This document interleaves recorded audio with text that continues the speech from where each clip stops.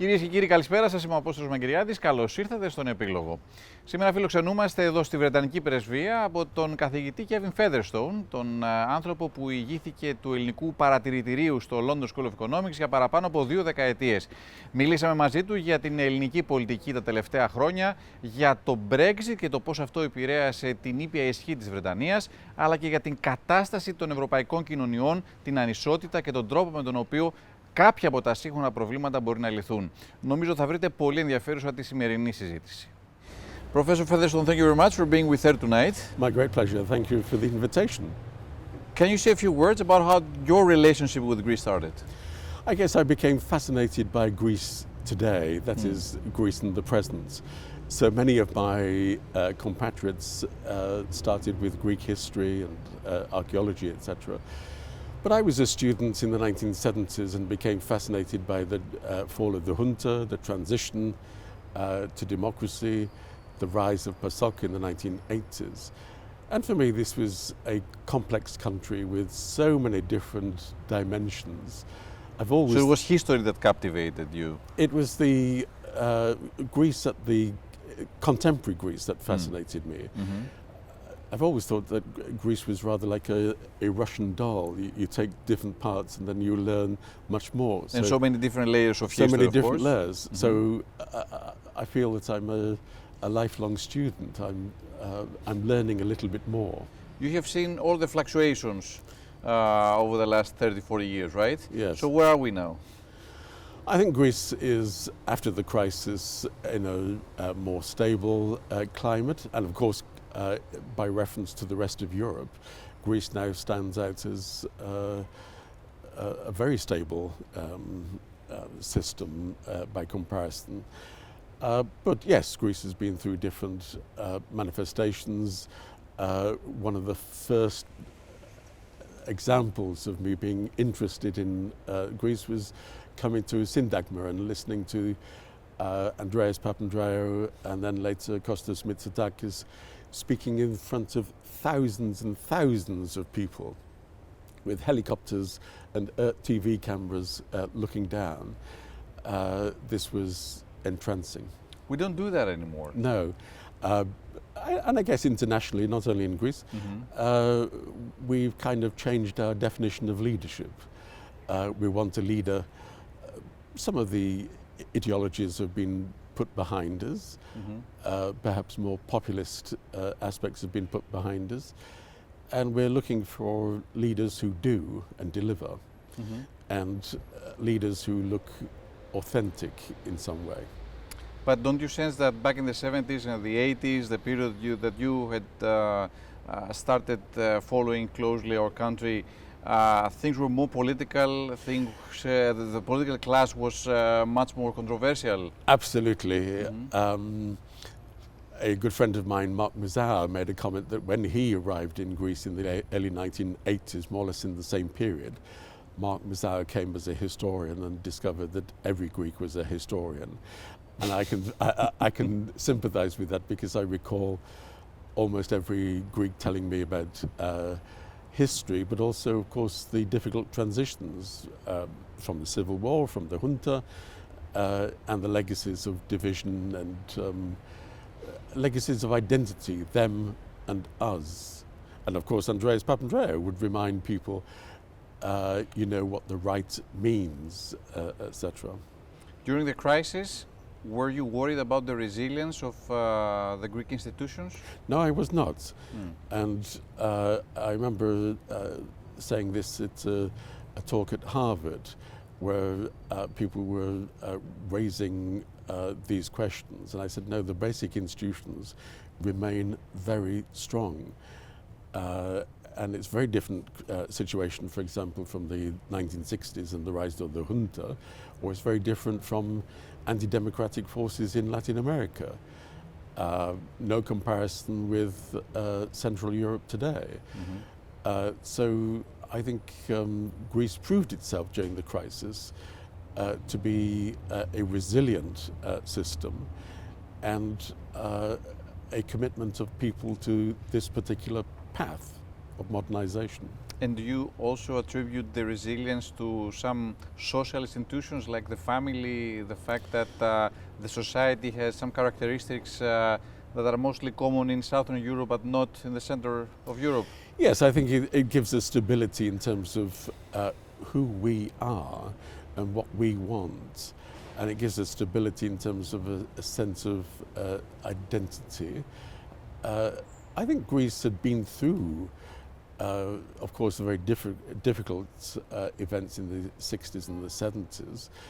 And the later generation were clearly committed to that, to the politics of the metropolitacy and of Greece being a member of Europe. I simply remind you, which all your viewers will know very well, all of the opinion polls showing that even at the height of the crisis, large percentages of people still preferring that Greece remains in the euro single currency. That's a remarkable commitment. So that they also understand the value and the importance of being part of the European yes, I think perhaps what I would family. Perhaps what I would say is that in general there was a kind of transition from Greece entering and coming to love the European Union, the Semitis years in the 1990s. It was a turning point. The yes. turning point, a kind of a Europe of the heart. And then I think with the crisis, inevitably, it became a Europe of the mind that look at the alternatives. They don't look very attractive. We must remain in the euro single currency because life outside could be even worse. Sometimes I think that we should be thankful that the crisis occurred 15 years ago when we had some a better understanding of how stable the world is, and Yes. we also had in mind that there was a solid American government in place and leaders in Europe that really wanted the Eurozone to stay as it is. I wonder, I know you cannot really discuss with what if, and you cannot write history with the notion of what if, but what if this crisis happened today? Yeah, I think that's a very good point. And it's precisely that instability from outside which could have reshaped events here. You're right that with the Obama administration and others, their interventions were very much to stabilize, keep Greece firmly within the European Union family, etc. Today, the world watches the White House and is incredulous at the changes almost hour by hour. So with Trump and his admiration for authoritarian leaders, with not least Turkey, then who knows how he might have responded, or his intellectual friend Elon Musk might have influenced him in these respects as well. Do you sense that nowadays in Europe we live, is this a transitional phase? We kind of experiencing a structural crisis? What exactly, where are we? Clearly, yes. We are on the verge of major changes. Some of these changes are already occurring. I think, as Ursula von der Leyen has said, and others, including myself, have said previously, we don't really have a West in any meaningful sense today, whether it's in trade or in particular aspects of security. What is the West? Perhaps people continue to share certain values and fashions defining the West, but when it comes to realpolitik, we are in a very uncertain world for the West. And the question is, do we have a Europe instead? And I think we are seeing a strengthening of Europe. Of course, much of the public discussion assumes that why can't Europe change overnight? But I think historians in the future will look back and say that in 2025, things really did start to progress. You see that because there are now talks about rearming Europe Exactly. and redesigning the whole architecture of our defense systems? Yes, exactly. No European state can be entirely certain of an American defense umbrella. Europe is coming together. It's, I may say, also something which is helping to overcome Brexit. So any European defence has got to include the UK and France to be credible. And this is helping to restructure, as you say. In the past, we used to say in the 1950s that Europe was born because of Stalin, a response to Stalin. Well, I think the invigoration of Europe today is a response to Trump. A Europe that is looking for certainty, a Europe that is looking for progress in a world which is seems to be maddening. So in some sense, what you're implying here is that thanks to Trump, things will move faster in our continent. Yes, history, of course, has the great virtue of being studied in the past, but if we predicting the future is hazardous. But if we look at the basic momentum, it is for a more cohesive Europe, a stronger European identity in so many different fields. And I may say also, even on the economic front, contrast the Europe that dealt with Greece in the crisis and Europe today. During the crisis, we were told that there was no magic money tree. Greece had to pursue austerity, etc. And today, Europe is breaking its previous fiscal rules. The European Union institutions borrowing on the financial markets, relaxing the fiscal rules amongst its member states. This is a paradigm shift, which started with COVID, and we thought, well, COVID is just a one-off, but no, Trump is helping to sustain this momentum, and interests are being redefined. National interests are being redefined in a way that more countries recognize they need a common Europe. One thing that really strikes me when we're doing this kind of talks is the fact that in the Western societies people are afraid and people feel intimidated because they don't feel that they're living a life where all the stability they used to really experience and know is there. There's a lot of uncertainty. What is the substance of uncertainty, of this uncertainty? Is it the economic system as it is? Is it globalization? Is it immigration? Is it, what is it? Yeah, I think we're not going to return to the old type of stability, but we can find equilibria in different ways. I would say that I think the economy has the most basic importance in this respect. You're right that generations before could expect their children to be better off, etc. We're not in that world necessarily anymore. It's one of the basic reasons why people do not have kids anymore in it is in the Western world. Yeah, exactly, and it's affecting expectations, and it's affecting prospects in the future as well. So we're not going to get that stability. Migration is something which all countries, Greece in particular, have been struggling with. We are seeing some shift to being tougher. In the UK, we've had a much tougher stance being announced by the government. But I think we can't look to restore the past. What we can look for are issues and agendas which become a little clearer and less volatile. But don't you sense that the middle class is the backbone of democracies? It is. But it's shrinking everywhere. I'm not sure.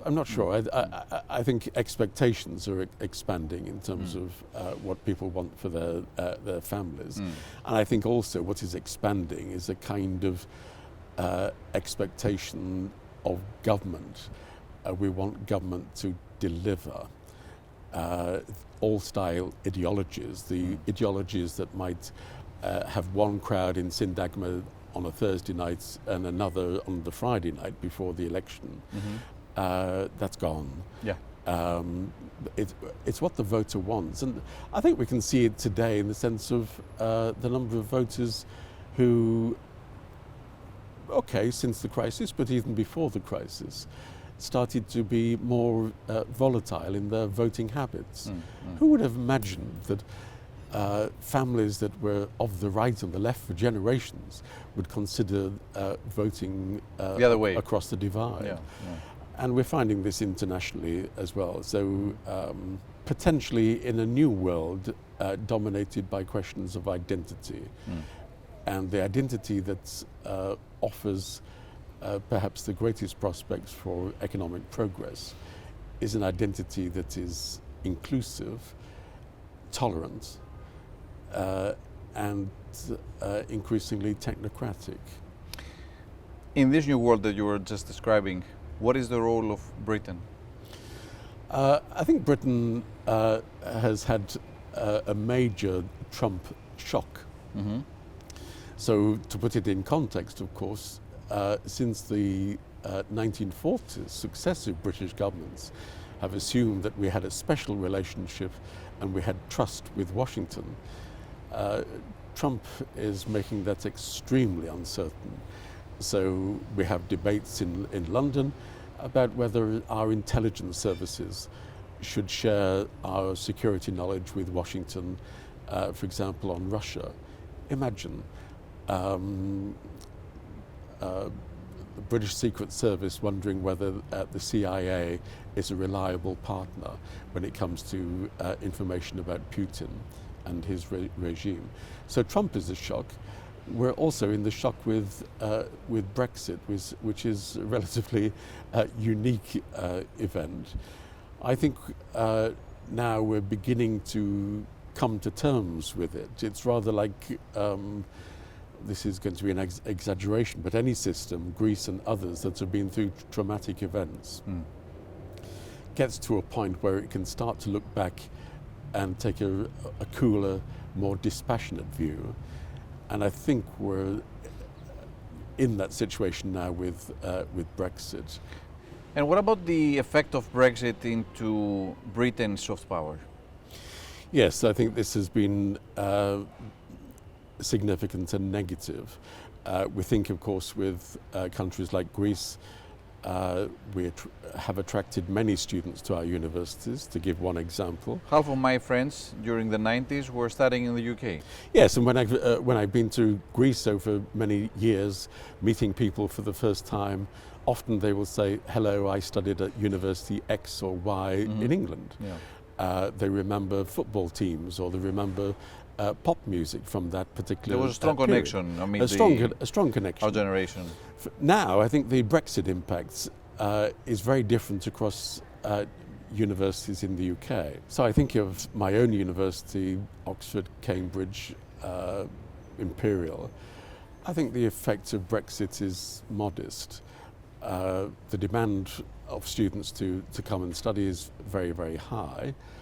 At the London School of Economics, we have experienced very little difference in the number of European students who want to come and study at the LSE.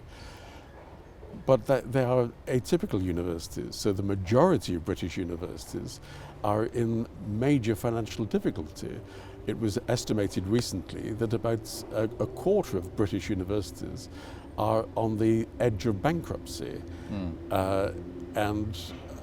So our soft power is declining, partly because fewer students are coming, but also in terms of how Britain appears in the world. It's a Britain which appears to be inward-looking, uncertain, divided, highly conflictual. This is not a country which is comfortable with itself. That's not a country that's the basis of much soft power. It's been 9 years since the Brexit.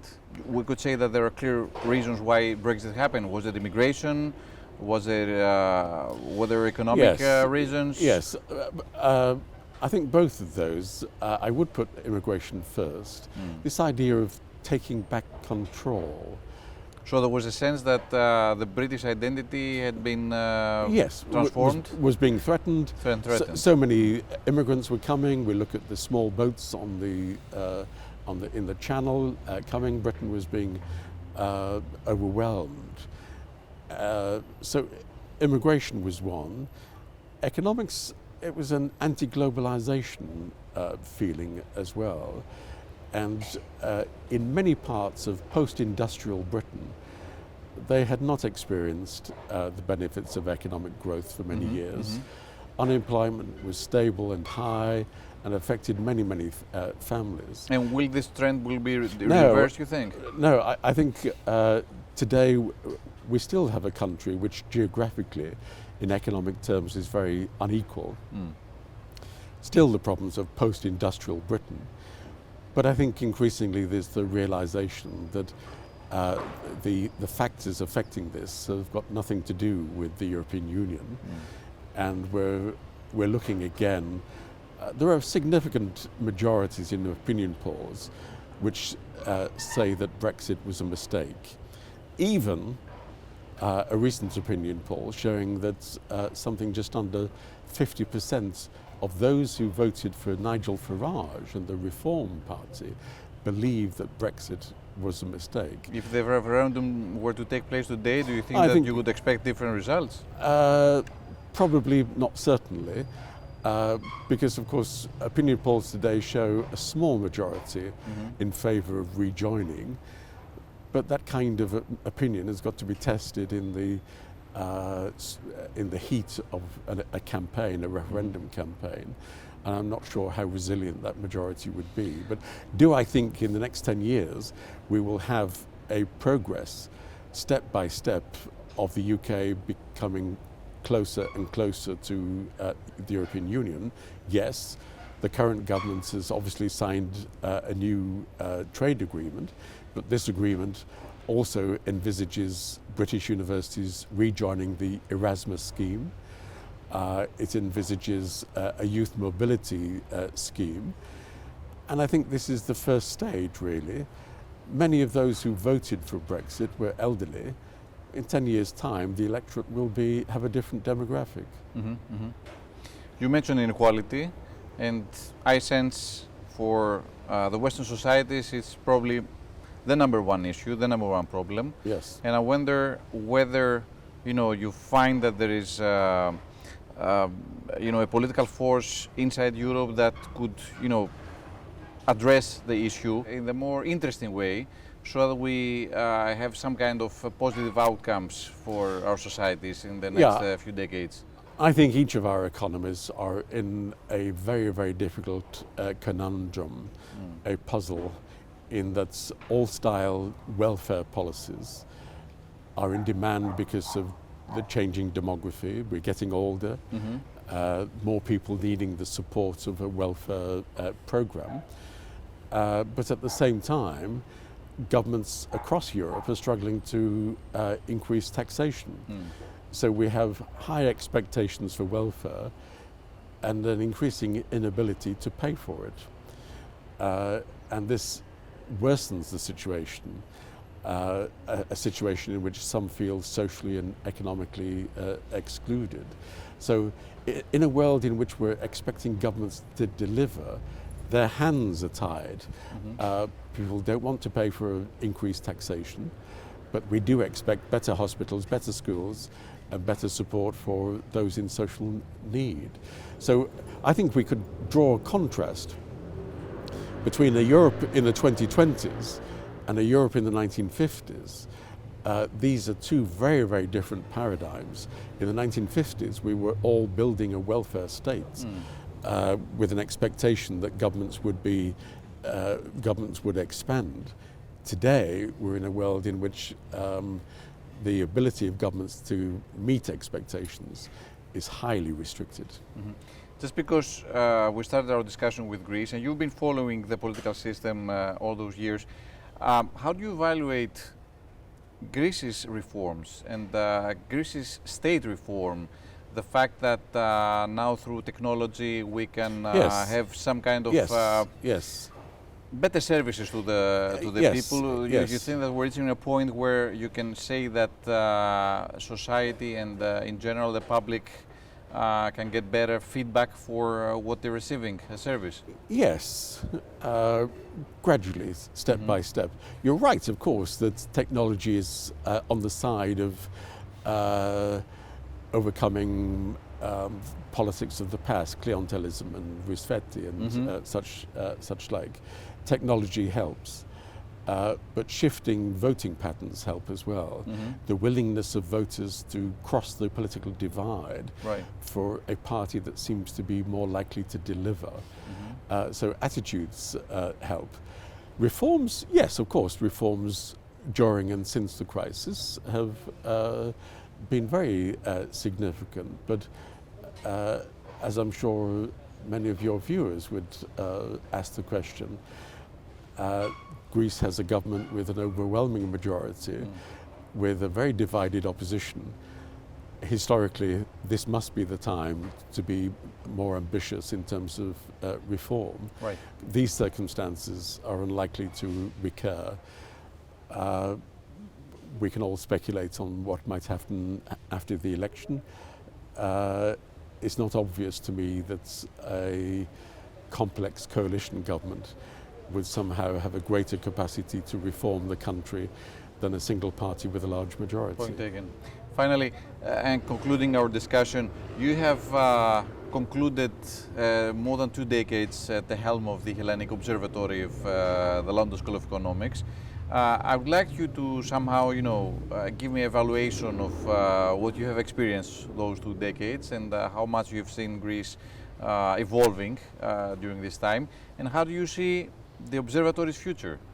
Yes, well, thank you. I think it is of great importance that a country like Greece, medium-sized country, has a platform at major international universities.